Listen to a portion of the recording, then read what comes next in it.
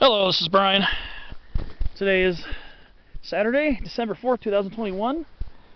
I'm in the San Bernardino National Forest in the San Jacinto Mountains in Riverside County, California, Southern California.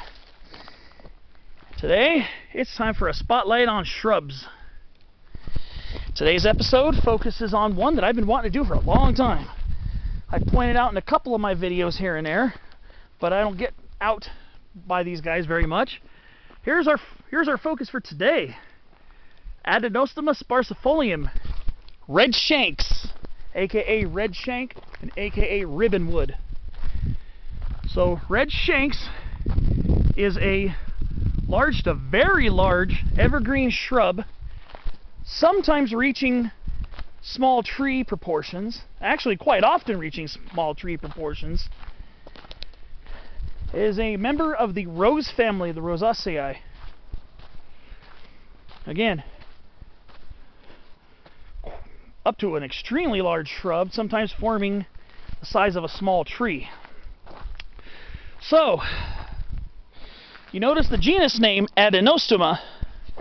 So, if you've watched any of my videos before, you might be familiar with another species of Adenostoma that I talk about called the Chamise, Adenostoma fasciculatum. Well, this is Chamise's only cousin, only close cousin, the only other species in the genus Adenostoma. So Adenostoma fasciculatum is Chamise, and it's divided up into a few varieties. Adenostoma sparsifolium, the Red Shanks, is not, to my knowledge, divided up into any varieties. This shrub has quite a relatively narrow distribution here in California, mostly from the coast ranges and inner foothills of the central coast, about San Lius Obispo County, down to Baja. Now, while it is found in some coastal mountains further up north, like in the Santa Monica Mountains in LA County and some of the coast ranges up towards San Luis Obispo County, here in further Southern California, this shrub is usually found very far inland, much further inland. So here in Southern California, it's not really found, this further Southern California, it's not really found close to the coast that I am aware of. Closest to the coast here in SoCal, you'd have to go up to the Santa Monica Mountains for that. And they do have stands of Red Shanks over there.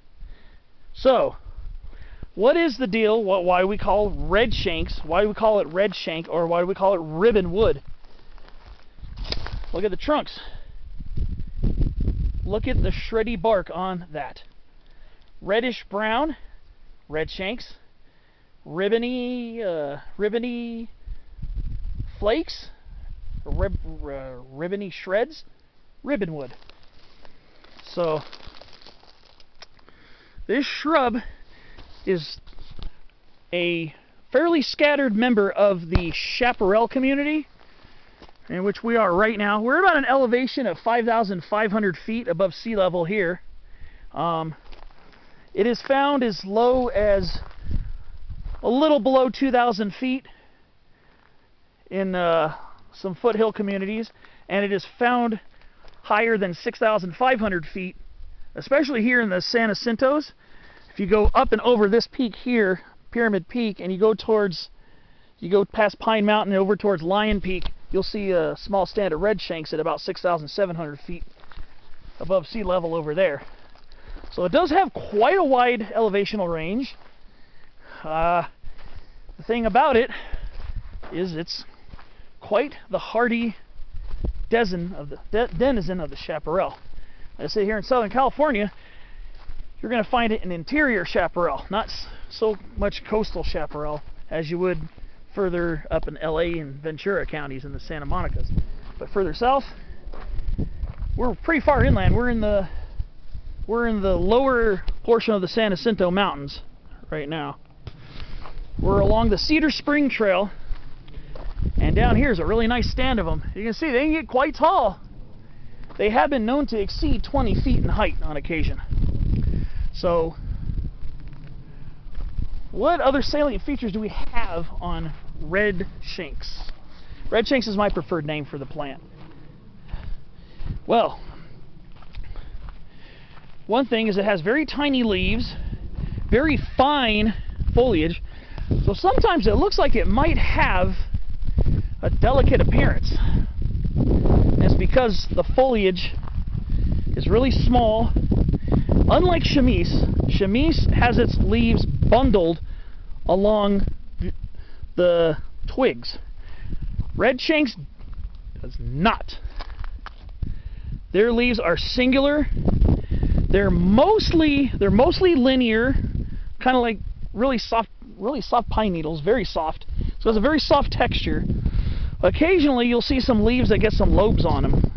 So for the most part they're just linear. They're like little lines, little green lines as leaves. However, occasionally they will lobe a little bit, like they'll form these little lobes. You see here in the center of the frame, above where my fingers are, they sometimes do lobe a little bit, and I believe the juvenile foliage will be a little bit more conspicuously lobed. But in the adult foliage is mostly just linear, but sometimes they'll have side lobes on them. And like I said, it looks like it has a very soft, airy, delicate appearance. It is not delicate.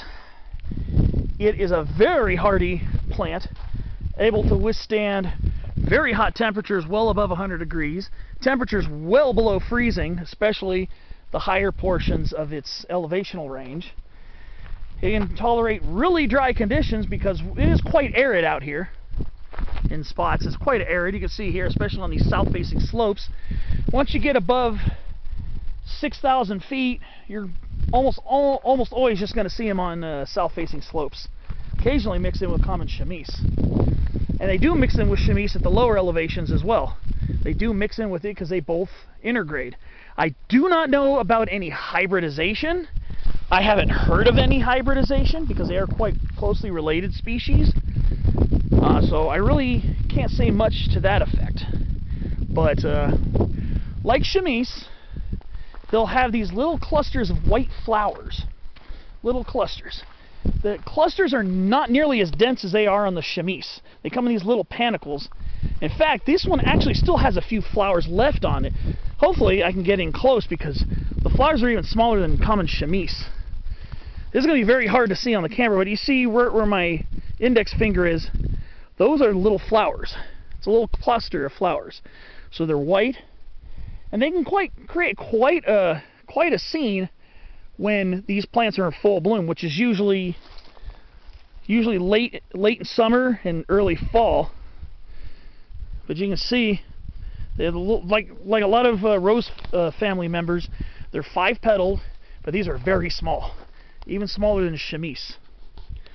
And they don't cover quite as much of the plant as Chamise. Sometimes Chamise will make a hillside look like it's covered in snow. Red Shanks to a lesser extent, but it's still quite a sight. The first time I've ever been around Red Shanks, it was when it was in bloom, and it was a sight to see. It was late August of 2016, and I was at the foot of the Santa Rosa Mountains. My friend and I were just taking a little hike on the PCT over by Highway 74, and it was just an area where there were huge Red Shanks everywhere, larger than these, and they were just everywhere, and they were in full bloom. It was probably one of the most memorable experiences I've ever had with our chaparral, because it's quite a sight to see. So what are common associates of Red Shanks? Well, here we got cup leaf ceanothus, this is Ceanothus perplexans. We got chaparral yucca, Hespero yucca whippley. Some areas it mixes with Chamise, and actually in a lot of its areas. Here it doesn't, but on the other side of the crest, near Lion Peak, there is a small population of Chamise and a small population of Red Shanks in close quarters.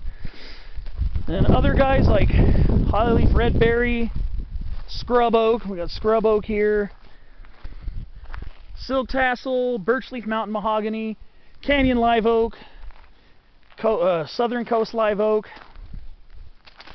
and of course brown spine prickly pear, the Puntia phaeacantha, quite a common associate.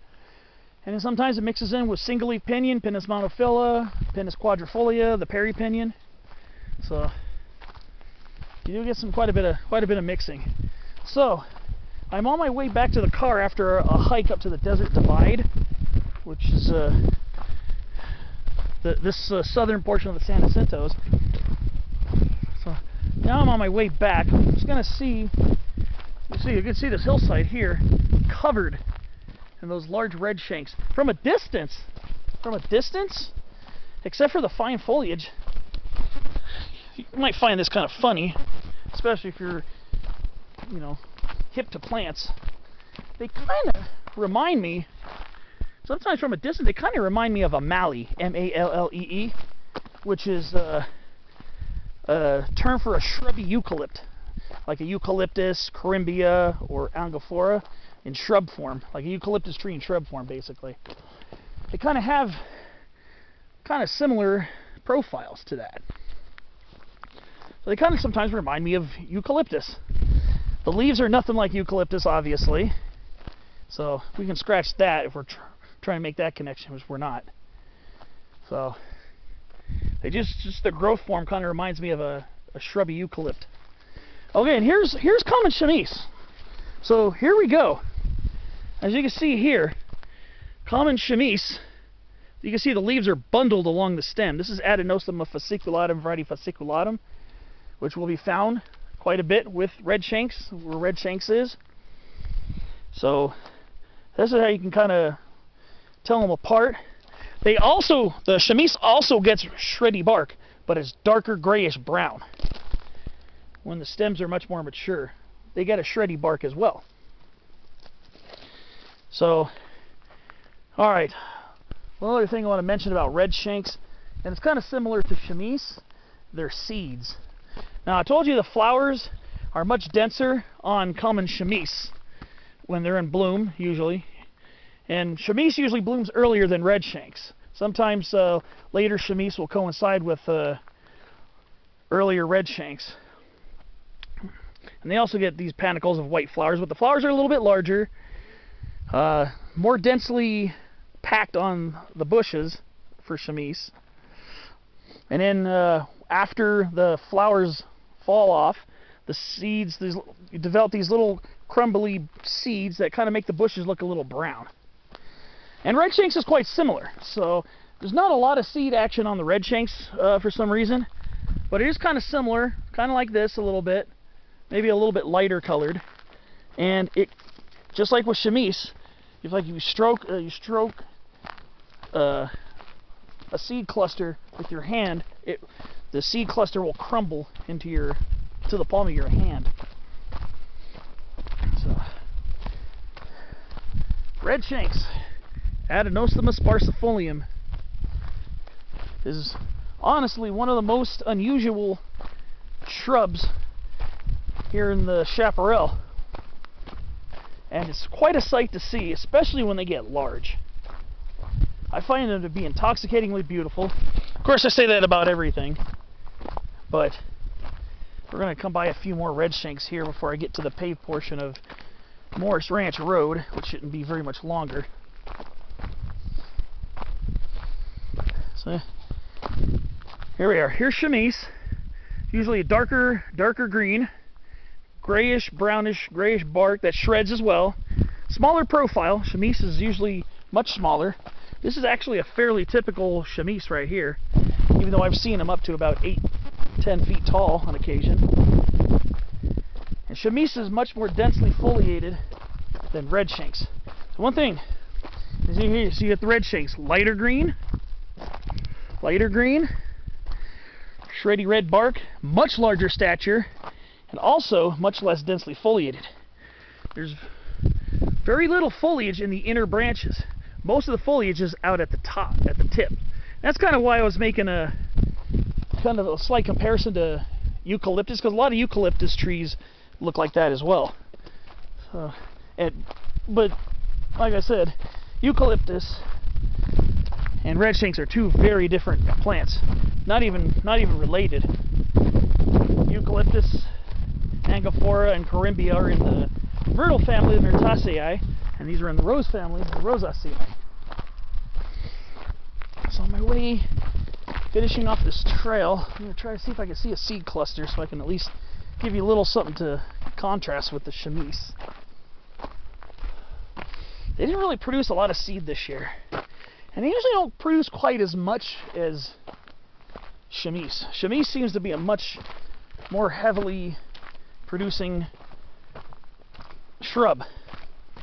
Flowers and seeds.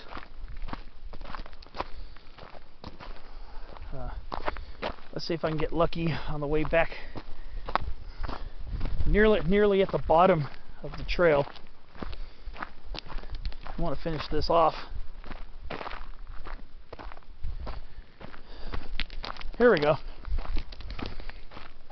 Just about at the end right now. Here we go, right here. These are the seeds. The little seed heads. They look like crumbled flowers. Again, see? They crumble apart in your hands. Just like the chamise. Only the red shanks tends to be a little lighter brown in color, whereas the red shanks is usually a bit darker.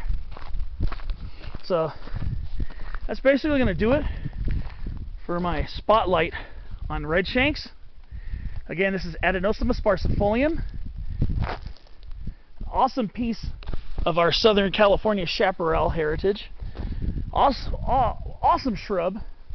Probably would be, I mean, it is in cultivation. I've actually, years ago, I actually ordered a couple red shanks or two from, what was it? Las Pielitas Nursery. You can do online orders. Didn't stay very long. Didn't do very well for very long. Well, you can order it in cultivation. Okay, here's a parting shot. I have to get over here. That's more like what you're looking at. Very similar because the flowers are in panicles. You can see here. Flowers are in these little panicles. They're really tiny. Very tiny 5-petal flowers. I just had to show you that.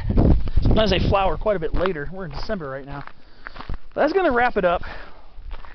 When you're in the interior chaparral here in Southern California, San Jacinto Mountains, Mount Palomar, San Diego County, check it out.